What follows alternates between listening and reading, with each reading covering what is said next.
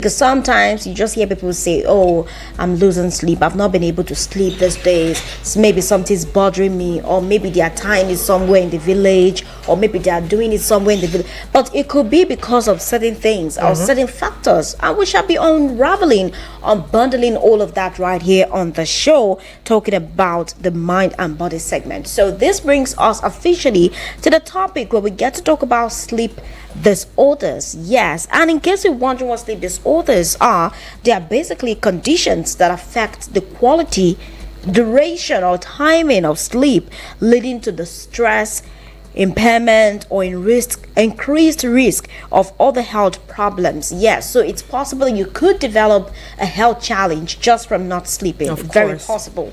So keep it locked right here, because it's going to be a moment of everything, information and education, and you definitely would have something to take home from this conversation today. Right, people, it's 16 minutes gone past the hour of 11, and of course, like she said, we'll be talking about sleep disorders. Like I said, from the start of the show, we have about 8 of them, but let's go to the most common one that we all know. Number one type of sleep disorder is called insomnia. And insomnia basically means difficulty falling or staying asleep. Now, so it's either you find it difficult to sleep, or when you sleep, you find it difficult to stay sleeping.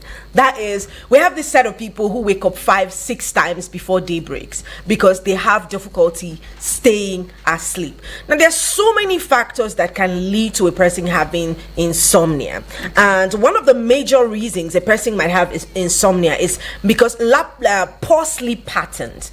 You know, there are people who, and I really admire this set of people, I'm not even joking, who say by 7, awake will not catch me. Like, I will be asleep once it's 7. If you come today, tomorrow, every day of the week, 7 o'clock is their sleep time. They don't exceed that time, right? So these people have organized their sleeping patterns, and it makes it easy for them to fall asleep because their bodies now acclimatized to that time. And so once it's 7, they get to sleep.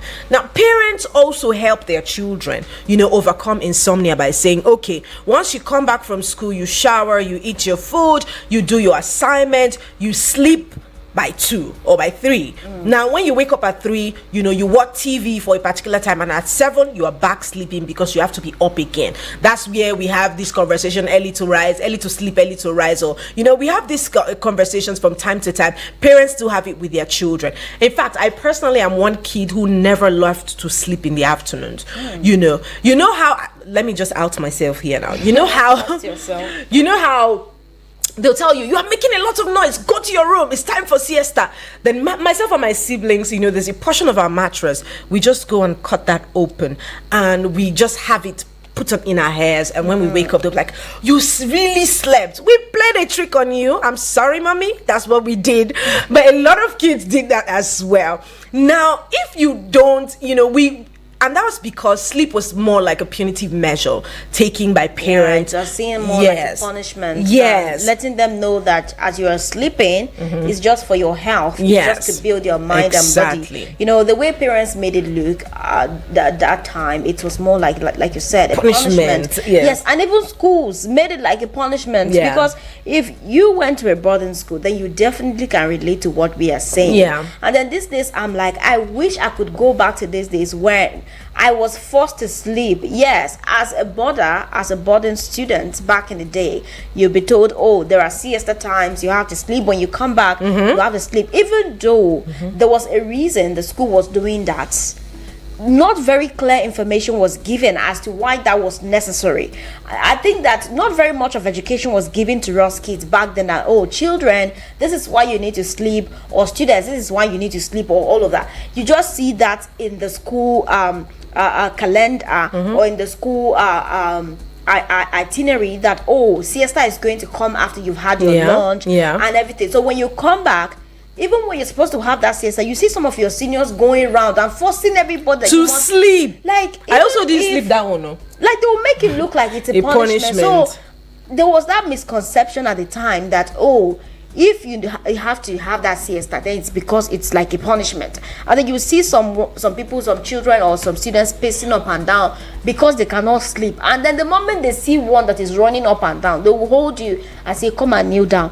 Why not educate them? Let them know that there is need for this sleep, and there is a reason they have to sleep, because all of the hours they were in the class doing all of the assignments, class works, listening to the teacher teach and everything, after the day's work they have to rest, and then they go for sports later. Because for us it was after the siesta on Mondays. Which school did you go to? Because the way you are explaining this, as if we went to the same school. That was Divine Love. Yes, Divine Love. So it's boarding schools have the same experience. Patterns, yes, it's the same. basically. Like it's the same pattern. So after siesta, it's likely sports. So you let them understand that there is a need for them to take a rest, because their body is an engine that is working.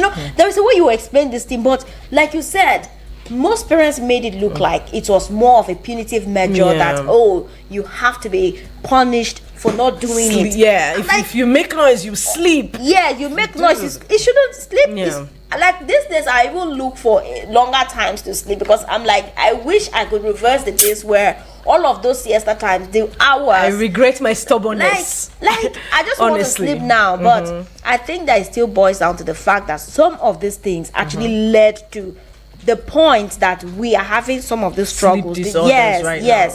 Because imagine that in your very formative years, you didn't take those chances because you didn't have clear information as to why you were need being to asked sleep. to do that. Exactly. And then they made it look like it was more of a punishment than a necessity, Yes. So parents, don't force your kids to sleep. I think personally, I've been thinking about it lately. I've been thinking about having children lately. You guys help me.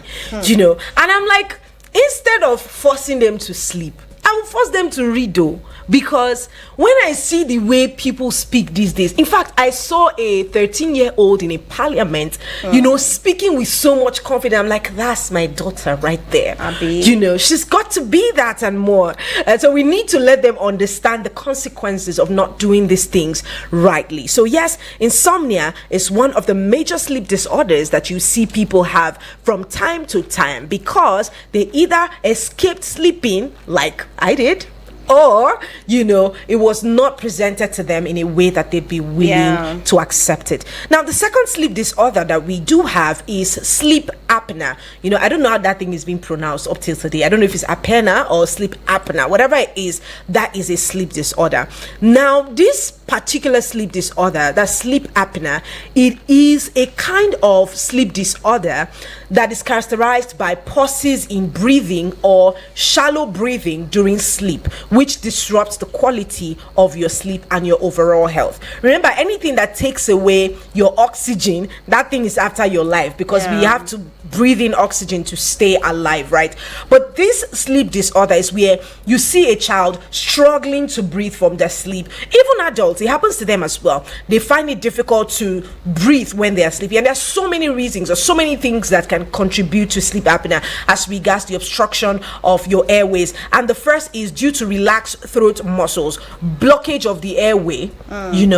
Sometimes you might have flu, that's cough and catarrh, where your nose is blocked, your throat is blocked, you find it difficult to breathe. When you are sleeping, these things happen to or block the airways, which makes it super difficult. Which may apnea.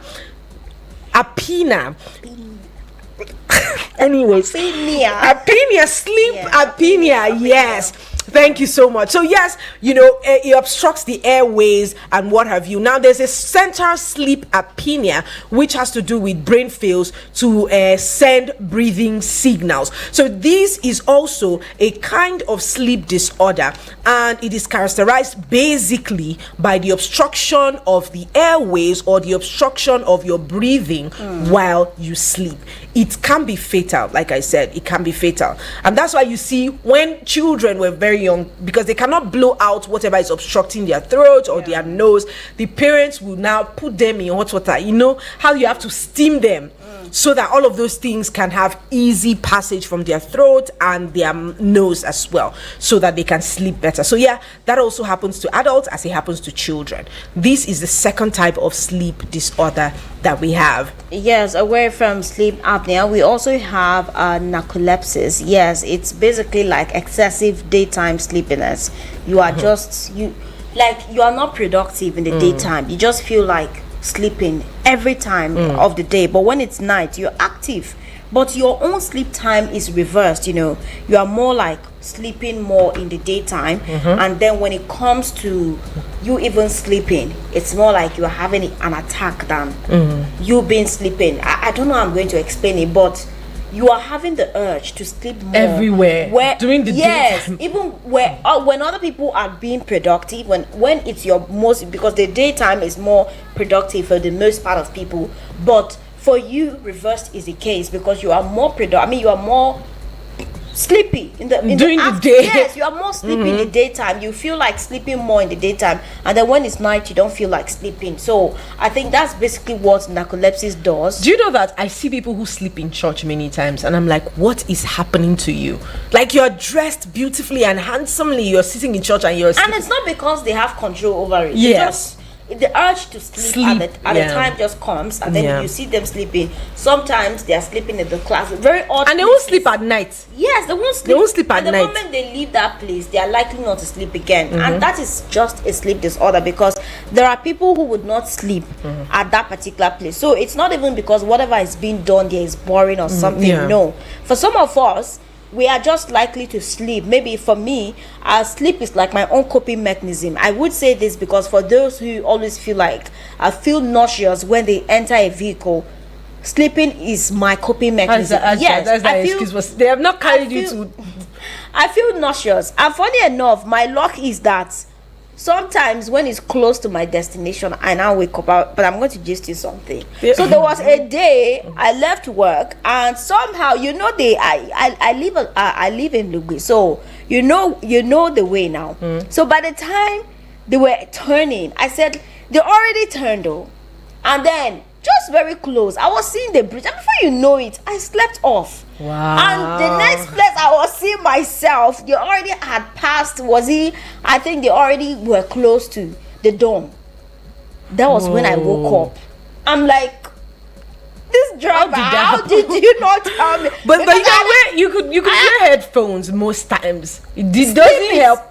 I felt very nauseous when I entered the vehicle, and it was just a very short, now, just from here to, and I felt very nauseous all of a sudden, and then sleep was like my go-to comfort. So I just fell asleep, and before you know it, we were close to the dome, but somehow I woke up, and then I had to take another cab back to my location. But some people don't sleep, but this thing still happens to them. I don't know, but maybe it's possible that they are absent-minded, because that is another condition as well. But I'm just trying to point to the fact that some people resort to sleep as a coping mechanism, and that was why I gave that instance. Because for me, I usually feel nauseous when I enter vehicles. Like most vehicles, it's just very rare that I would enter a vehicle and not feel nauseous. Maybe if the vehicle has all of the windows open, or sometimes even this freshener that people put in their it upsets me a lot. So at the end of the day, the only thing that could help me to cope is sleeping. And like you said, thank God that it happened. It was not it was within this town. Imagine that you are traveling. Imagine you are traveling from Abuja to somewhere else, and then anyway. But I think that happens to me in long trips. Like when you are on that's why I'm not a road trip person, because you just sleep and forget yourself. And it also happened to me, funny enough. Oh, okay. One time when I was going to school, that was the first time I was going to go to school on my own. So myself and my siblings, I don't know how we all slept. Oh, okay. It was boarding school then. We passed. Next thing I saw myself in Makodi. It was terrible. It had already passed the school. It was the driver was very considerate. These are children, let me just go and drop them back. And then we just gave them our parents' number, call them, they will give you. I miss those days where they have to bill them directly. But it's parents that will have to foot everything. Yes, call them, they are going to pay the excess money that you had to come back here. So it happens a lot to people. But let's go to restless leg syndrome. which led me to talking about people thinking that some things that happen from the sleep has to do with spiritual forces. things. Yeah, you see people always, trying to shake their legs while they are sleeping.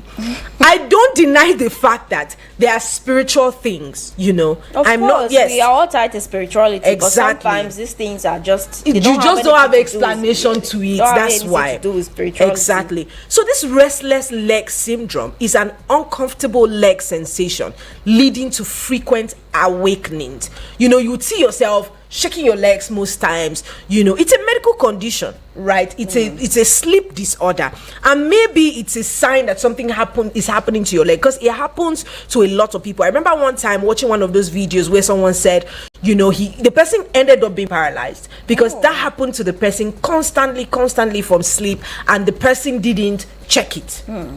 So sometimes it's pain from your limb, or it's a disorder from your limb that causes that restless leg syndrome. But yes, it's an uncomfortable leg sensation that leads to frequent awakenings. So sometimes it's an indication that you need to go check your legs while you pray, because no matter what I say, some people will still say it's a spiritual thing, that they are fighting from the sleep with the evil people. I know that whatever you believe cannot be taken away from you. Or maybe something is about to happen. That's why their leg is shaking. Exactly. So sometimes it's just that sleep disorder that keeps you moving your legs because of certain sensations around your leg. So while you pray, also do well to go check the doctor. I always will say that the doctors are God's mercy system to us. If they are not important, he wouldn't have given anybody that kind of knowledge to be able to solve certain problems. So yes, if that's you, the sleeping disorder, you need to go see your doctor as well.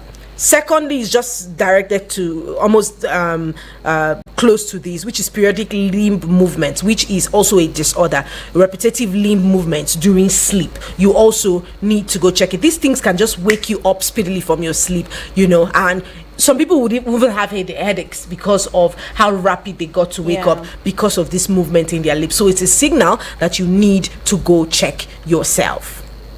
All right, now another one that is I know that somehow this one would get everyone laughing is the fact that you are beginning to act your dreams. And you see some people, they are sleeping and then they're beginning to act like they are Michael Jackson. Children, number one, like they are just moving. It's because of what's happening in their dreams, and then it's a sleeping disorder. But back in the day, people didn't have very much exposure to some of this information. So you just be like, oh, this is what my child is doing. You could just call it a bluff, or it's nothing, but if it is corrected, if you get the right treatment, or basically there is a way that it could be managed. There are people who do this that even to the point that they become adults, they still behave like that. I'm still going to give a very practical example. Are you affecting your sleep too? Yes. I do not know if I used to have dreams, maybe a very weird dreams, more like nightmares when I was a child, up to the point of secondary school level. I think those who went to the same secondary school with me, they can definitely relate to this. And I felt very embarrassed at the time as a child because it led to me even being to myself. There were times when I would shout in my sleep. I am sleeping and then I shout, and then they wake me up and I don't know what's going on. Yes, so I don't know whether it was due to nightmares. Maybe I was having nightmares as in the process of sleeping, and then maybe I wake up, or sometimes when I scream I fall off the bunk. Yes, I fall off the bunk. Sometimes when I sleep and I scream, I fall off the bunk. I do not know if I was having nightmares. I really cannot remember, but I'm just trying to give a very practical picture of what I'm talking about here, because people tend to act out their dreams in this particular REM sleep behavior disorder, which can potentially harm themselves. Yes, in the process of falling off the bunk, you're likely to injure yourself. So for some children, they experience this up to the point where they grow up and they become adults. But for now, I don't think I experience that anymore. It's just stopped. And sometimes I think it's acting out what happened during the day, because I know that's the case with children. Yeah, sometimes they would tell me that, okay, maybe I sometimes I even talk. They'll tell me that I'm talking to myself. Maybe what was said in class, I'm repeating it. Like I wouldn't know. Yes. But the moment I fall off the bunk, I realize that this thing has happened again, and I'll be so embarrassed about it. I wouldn't want to talk about it with anyone. I would just want to be to myself. And you know that this thing, somehow they have a way of, infringing on the child's self-esteem, because everybody would be like, oh, it's that girl that used to shout, and then before the next thing you know, they are likely to say, oh, you are a spiritual child, yes, that's or the you problem. are a demon. That's the problem. That's and the all problem. of that. But it had nothing to do with any demons. It was basically just likely this. And for the fact that we didn't have much information as to some of these things, even some of our teachers could not even say whether it was this. So nobody knows. I lived with it till gradually it went off, because anytime I spoke to my parents about it, my mom especially would tell me that I think she also experienced that until she became an adult before it finished. And then somehow now I'm here and I'm no longer experiencing it. But funny enough, these things are passed through genetics too. So it's possible. So it's very possible. So like I said, but it's very important that it should be tackled at the time, because this thing has a way of affecting the child's self-esteem. I'm just a strong child. If not, it would have weighed me down in so many ways, because imagine you being among your peers and then people are saying you are an obanje, or they're pointing hands and saying things that this girl is a witch, she sleeps and shouts, or she sleeps and talks. Like it might look abnormal, but it's abnormal, particularly because they don't know about it. Yes, the child has no control over it. I was a child, so how would I have known if I was an obanje or not? But it had nothing to do with any demonic forces. It was basically just the fact that maybe I was experiencing this sleep behavior disorder at the time that I was a child. So I think that is why it's important that we continue to create awareness on this, so that you parents will take it very easy on your children, and also your peers would learn to take it easy on their fellow members of their peers, because you just say certain things and it has a way of dampening the spirit of that affecting the child's mental health. Because as at the time, I just learned to be to myself, because I know that the moment I find myself in a cycle of people, that's what they will talk about. Yes, the next thing they're going to say that, oh, this girl that sleeps and shouts. But I no longer shout. You guys, imagine you went to go and see. I'm no longer shouting when I sleep, but I no longer fall. But anyways, it's quite funny, because imagine you go to sleep in your spouse's house and you are screaming from and then you're not shouting. That relationship will finish. Let me just tell you. No, the man is definitely going to understand. Yeah, no, he's not going to understand, except you tell him be that. Scared. But yes, these things cannot happen now. It better not happen. But anyways, these things happen, and again, I would emphasize that while we pray, because I don't want to look like the villain. No. While you are just being more realistic. Exactly. I think even God preaches, the Bible preaches realism. The fact that we understand that as much as there's spirituality, there's also because and that's why there is a part of the Bible that says faith without work is dead. So you have to walk the talk, you have to walk your faith. Exactly. So yes, take us to the last two, which is closely related, which is sleepwalking. It's called somnambulism, and sleep talking, which is somniloquy. That's like soliloquy, talking to yourself from sleep and all of that. Now, these two, sleepwalking and sleep talking, many times I've found that for sleepwalking, I don't know, I've not seen any, but okay, no, I have. Boarding school. Walking, have you in boarding schools, you see these things, but I don't think I've ever seen a grown person sleepwalking. You know, but you've seen people sleep a lot. Like they are sleeping and then they are talking different things. Exactly, and that's why I said for what kids. If they committed in their, maybe you did something and you don't want your parents they will to never know. say it. But for kids, they're likely not to say that one. But sometimes they might. But for kids, many times I'm hearing my nephew or my niece saying, "Why are you touching my food? Leave my food in their sleep." I'm like, "Who touched your food yesterday?" Then they'll now start explaining to you that that's what happened. So yes, sleep talking and sleepwalking, these are also sleep disorders. And the final one will be circadian rhythm disorders. That's irregular sleep and wake cycle. So you're sleeping, waking, sleep and waking. You can't sleep for 1 hour stretch. It always happens. So let's just quickly go to some of the risk factors that are causes and the risk factors of sleep disorders. And like I said earlier, genetics is part of it. Maybe the mother happened to be having all of those sleep disorders. It can be passed on to the child as well. It can be passed on. It's not a must, right? But there's a possibility of passing it down. And Cassandra just confirmed it. Her mom saying, "Oh, this happened to me too while I was growing up." So it can be passed like that. Now, one of the major factor and the causes of this sleep disorder, I would say, is style factors. We cause these things for ourselves sometimes. Imagine irregular sleeping schedule. You know, you are watching that series. I remember when Game of Thrones came out, where people will not allow themselves Funny enough, to I haven't sleep. even seen one episode of that series. You know, people will not let themselves sleep because they want to watch one episode. Before you know, they are on the Is third one. one. Exactly. And I might even be on this table because but I don't sleep early. And the funny thing is, I'm not seeing movies. I take the time because I see that I'm not sleeping. I take the time to now maybe read or take the time to now maybe do other things. But irregular sleeping schedule is the reason. Caffeine and nicotine. Many people on this table. A lot of people, when they say I can't do without coffee, did they give birth to you with coffee? I can't do without coffee. They take coffee for virtually Everything. There is nothing wrong in taking coffee, but Excessively.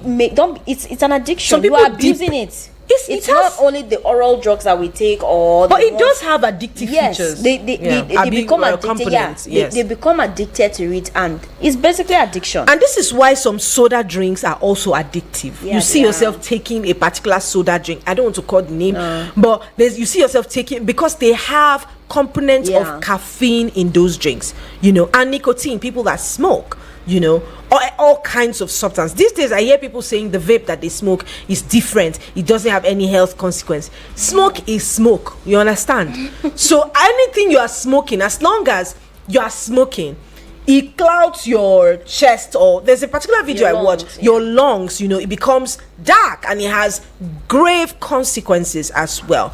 Now, other causes and risk factors will be medical conditions like chronic pain and sleep apnea.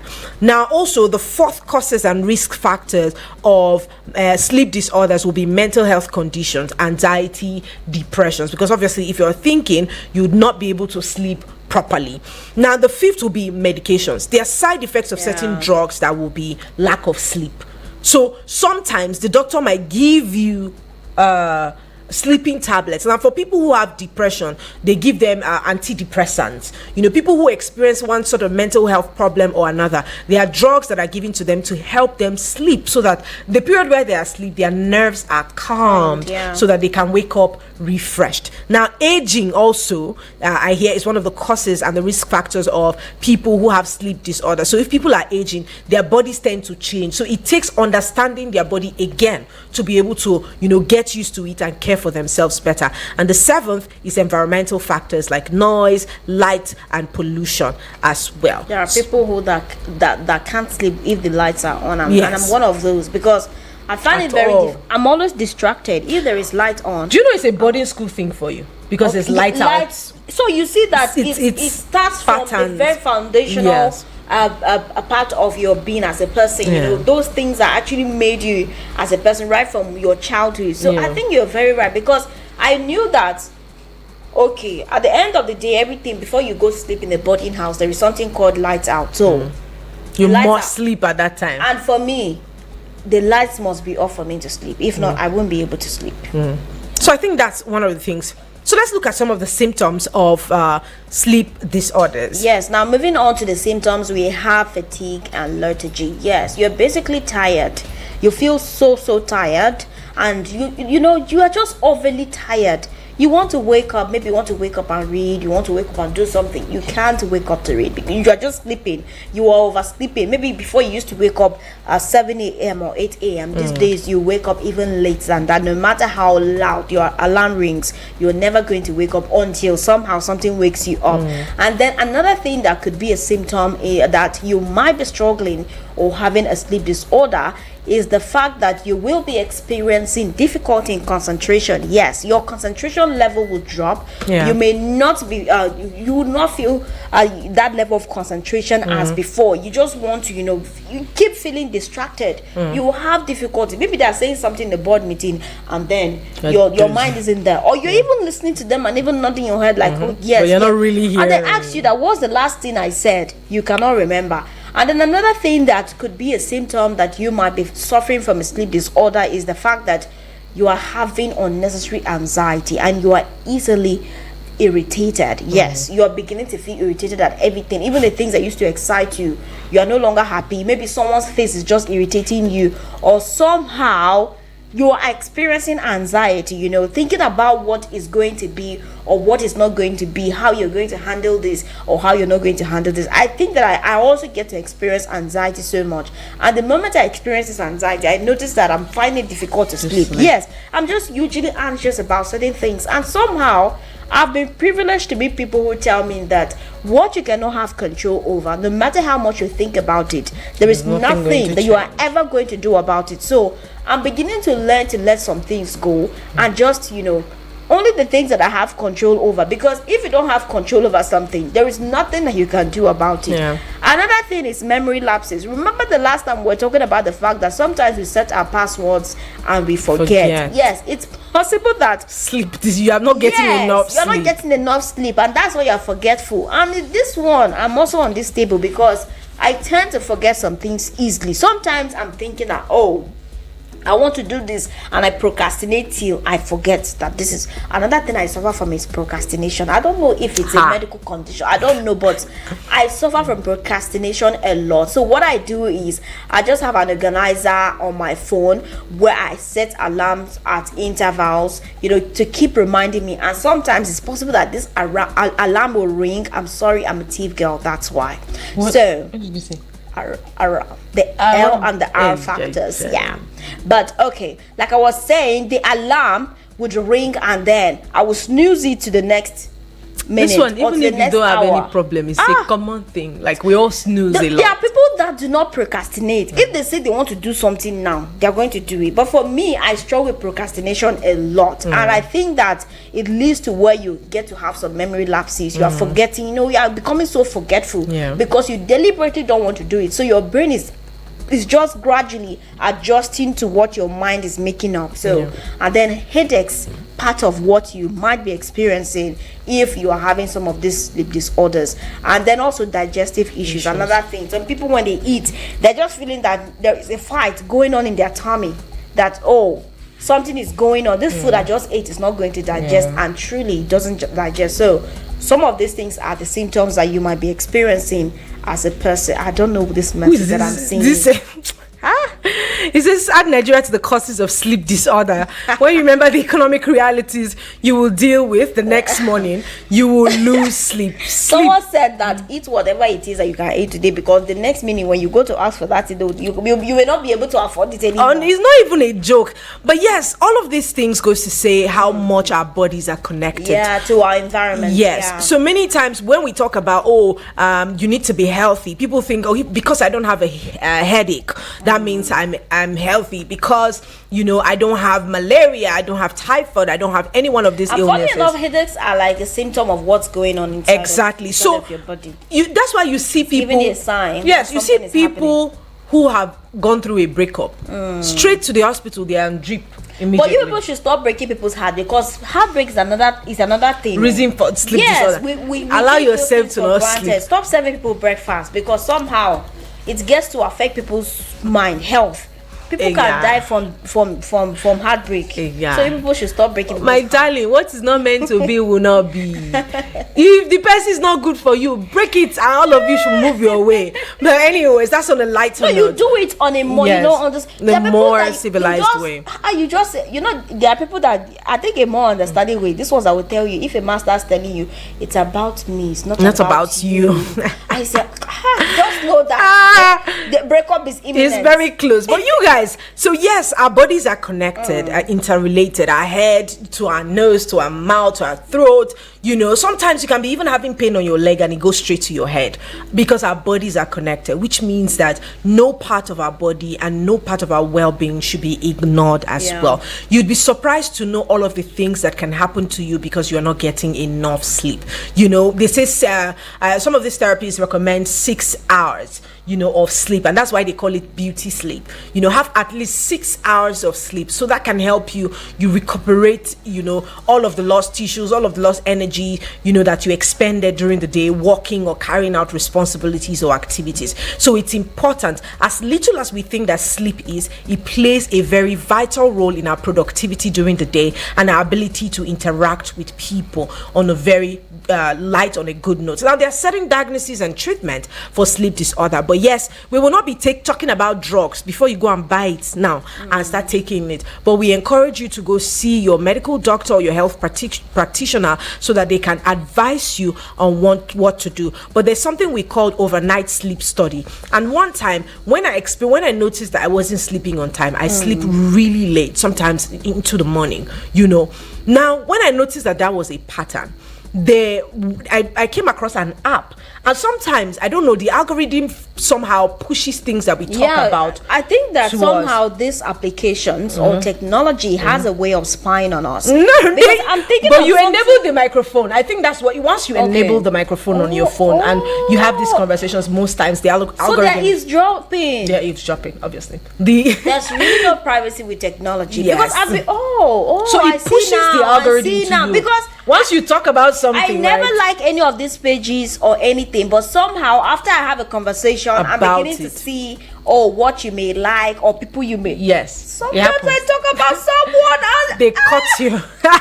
But anyways, the next thing I'm seeing on my Facebook as someone I may want to follow. Yes, the algorithm. That's one thing, and it happened constantly for me to be able to find out that that's actually the reason that happens. It pushes the algorithm. So I think it pushed. I was talking about how I wasn't sleeping properly, and then I saw that app that talked about tracking your sleep. While it's a device tracking, app where it tracks your sleep, how many times you woke up, at night, what you did while you were sleeping. Did you snore? Did you, it helps you track those things. So find out. Technology makes all of these things super easy these days. Also, sleep diaries. You can self-report your logs. Okay, I'm sleeping at this time. I'm going to be sleeping. I woke up at this time. These things can help you. There's also cognitive behavioral therapy for people that suffer insomnia, and there are medications, sedatives that can help you sleep. But I advise anybody against medications and sedatives that will enable them sleep, because a time will come that you will solely depend on those things to sleep. It's very bad. Anything that you're addicted to is not good for you anymore. So yes, medications should be under the supervision of your doctor. Then lifestyle modifications, basically, set a sleep schedule, exercise, help your body relax so that you can find sleep. Many times help your body. Anytime you say you're not sleeping, people will tell you, they say there's no sleep for the wicked. Sometimes you can be wicked to yourself by not allowing yourself rest. You are not taking proper care of yourself. Your body is overstretched. You are not eating the right thing. Some of these things can also deprive you of sleep. There are also sleep devices, CPAP machines. These are for people that snore a lot. These people who snore, it also disturbs them. They might not be able to sleep. Yes, because they might have severe headaches. It's just the people who are around them. The people around them suffer. They also suffer because they can have headaches when they wake up. Pain in the chest. Depending on how loud. Some people snore with everything in their body.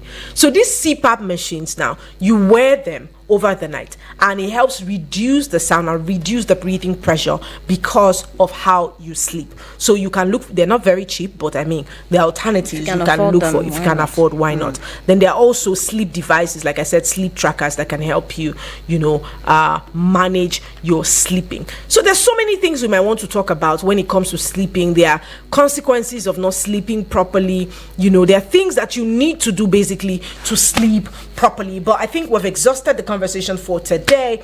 And if you're finding it difficult to sleep, read. Many times I feel like we don't even access information. That's why we don't even know what is happening with our bodies, why we're not sleeping. Exactly. So yes, try to sleep. Do not let Nigeria's problem overwhelm you. It is not going to end today. It's not going to end tomorrow. It will end one day. So the farther you push your sleep thinking about Nigeria's problem, the farther it is for you to be a healthy person. This message is for James. James, yes. Because he's the one. Allow yourself to sleep, okay? 30 minutes sleep or 1 hour sleep. Those power naps also, they help a lot.